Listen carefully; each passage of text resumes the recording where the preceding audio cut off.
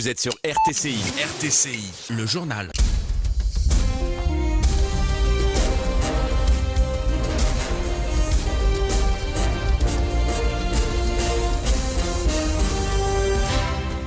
Nous sommes le mardi 14 novembre 2017. Au sommaire de cette édition, séance plénière à l'ARP. Elle sera consacrée à l'élection du nouveau président de l'ISI ainsi que l'examen du projet de loi sur les crèches et jardins d'enfants. Retour de l'Union patriotique libre au document de Carthage. L'annonce a été faite à l'issue d'une réunion de concertation regroupant Nidetoun, Snarva et l'UPL. Un accord a été trouvé concernant les examens d'hiver. Les devoirs de synthèse se dérouleront à partir du 15 janvier 2018. Syrie, 53 morts, dont une majorité de civils et des enfants dans des frappes aériennes sur un marché. Médecine, les cardiologues américains annoncent un resserrement de la définition de l'hypertension qui commence quand la tension artérielle atteint les 13,80 contre 14,90 auparavant. Enfin, la météo annonce une chute vertigineuse de la température.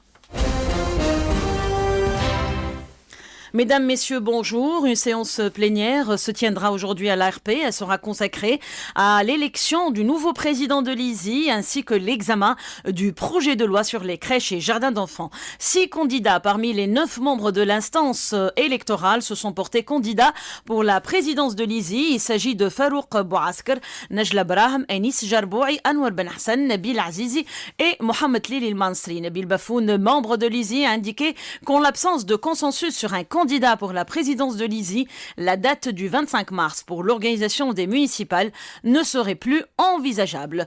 Pour ce qui est de l'examen du projet de loi sur les crèches et jardins d'enfants, Dr Mouaz Shrif, président de l'association tunisienne de défense des droits de l'enfant, affirme que ce projet est en deçà des attentes. Écoutons-le au micro de Zied Mahjoub.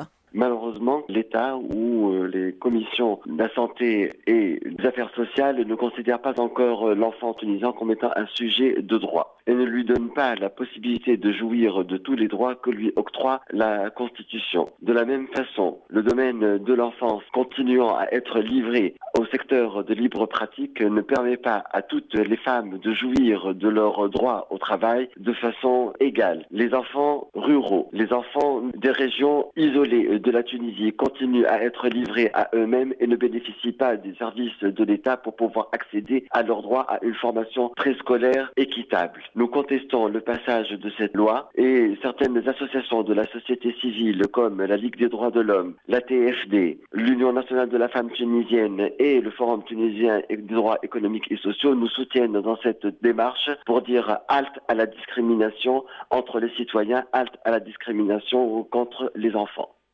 La douceur ne reviendra pas en Tunisie. L'hiver s'installe. La météo prévoit des pluies sur l'ensemble du territoire. Une perturbation qui sera suivie d'une chute des températures. Plus de détails avec Abdelrazak Rahal, ingénieur à l'Institut national de la météo. Il intervient au micro de Zainab Fels. On prévoit un temps relativement hivernal. Des pluies éparses en quantité faible à modérée, intéressant au début le nord du pays, y compris le Grand Tunis. Oui, intéressant la région du centre et localement le sud. Je précise que ces pluies-là seront faibles au sud et faibles à modérée sur le centre et en quantité modérée sur le nord. Avec bien sûr une baisse de température. On prévoit des maximales comprises entre 12 et 17 sur le nord et les régions côtières et entre 17 et 22 ailleurs. Avec un vent d'ouest à nord-ouest fort sur les régions côtières. Par conséquent, la mer sera très agitée à forte. L'élément important, c'est la baisse sensible de température, maximale comprise entre 10 et 14 sur le nord et les régions montagneuses, et entre 14 et 18 sur le reste du pays. Bien sûr, encore quelques pluies seront prévues.